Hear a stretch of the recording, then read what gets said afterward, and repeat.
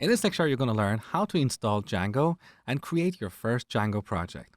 So here on the command line or terminal, let's create a new directory called vidly. That is the name of our imaginary video rental application. Okay, now let's go in this directory and install Django using pipenv. So pipenv install Django. And let's set the version to 2.1 to make sure we're using the exact same version so there are no surprises later on as you go through the videos. Okay, let's go ahead.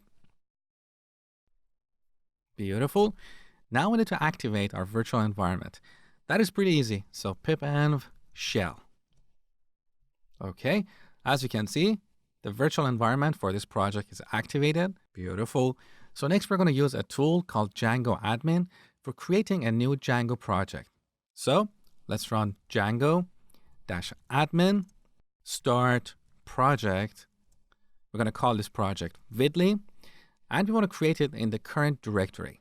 So let's add a period at the end. When we run this command, Django admin is going to create a basic website with some boilerplate code. You're going to see that in a second. So let's go ahead. Beautiful. Now let's open this in VS Code. So code period. All right, here's what we got. Django admin created this vidly directory as well as this manage.py file. We use this manage.py to perform some administrative tasks such as starting our web server or migrating our database, populating it with data, and so on. You're going to learn about this as we go through these tutorials. Now, what is this vidly directory? And why do we have two vidly directories? The outer one and the inner one. Well, the outer one is the one that we created, and that's the container for this project.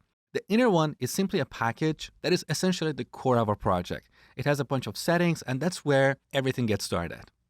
So what do we have here? We have init.py. You have seen this before. This tells Python to treat this directory as a package. Below that, we have settings.py. And in this file, we have various configuration settings for our project. Next, we have URLs, and this is where we define various URL endpoints for our application. And finally, we have WSGI, which is short for Web Server Gateway Interface. The purpose of this file is to represent a standard interface between applications written in Python and web servers.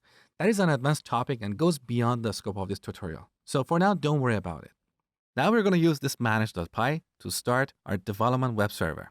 So open up manage.py. Now with our Python code open in VS Code, we can select our Python interpreter. So click this Python on the status bar. This is the Python interpreter that is installed globally. We need to change this to the Python interpreter installed in our virtual environment. That is this one here. We get this familiar message, linter pylint is not installed. So let's go ahead and install that. All right, now in this terminal window with vidly virtual environment activated, let's run Python or Python 3, manage.py, run server. Now by default, this is going to start a development server on port 8000. If you have an application that is already listening on that port, you can specify a different port number here. In this tutorial, I'm going to go with the standard port. So let's run this. Okay, you get this warning. You have 15 unapplied migrations. Don't worry about that. We're going to get to that shortly. So as you can see, we have a web server listening at this address, and we can stop it at any time by pressing Ctrl+C. So now let's navigate to this address.